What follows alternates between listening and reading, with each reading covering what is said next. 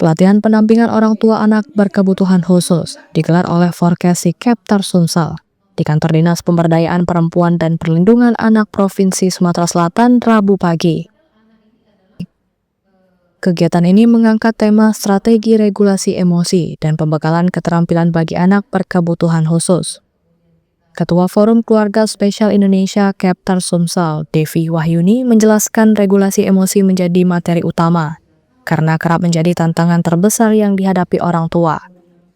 Orang tua biasanya melewati fase emosional, mulai dari penolakan hingga penerimaan, sebelum dapat menemukan solusi terbaik bagi anak.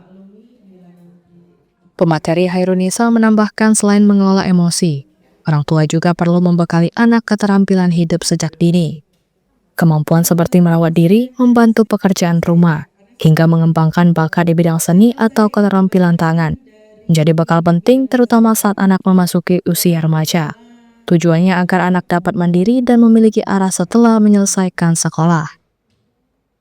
Sementara itu, Kepala Dinas Pemberdayaan Perempuan dan Perlindungan Anak Provinsi Sumsel, Fitriana, menegaskan komitmen pemerintah untuk selalu hadir mendukung pemenuhan hak anak berkebutuhan khusus.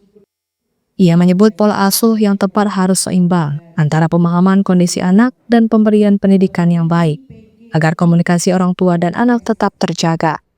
Fitriana juga mengajak orang tua untuk tidak malu menampilkan anak berkebutuhan khusus di ruang publik maupun media sosial.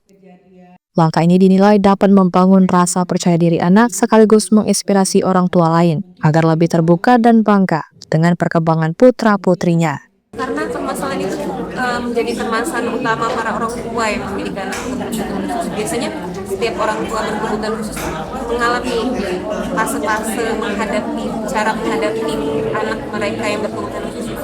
Ilmu itulah yang sangat dibutuhkan oleh para orang tua. Akan menolak anak ini, kemudian marah, kenapa saya dikasih anak ini.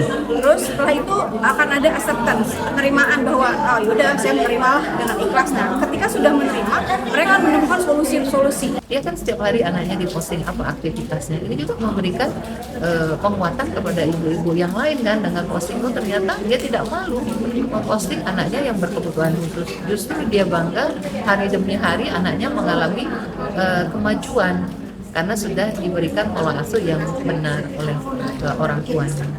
Pelatihan yang diikuti puluhan orang tua ini diharapkan dapat memperkuat kemampuan mereka dalam mendampingi anak, sehingga anak-anak berkebutuhan khusus dapat tumbuh mandiri dan meraih masa depan yang lebih baik.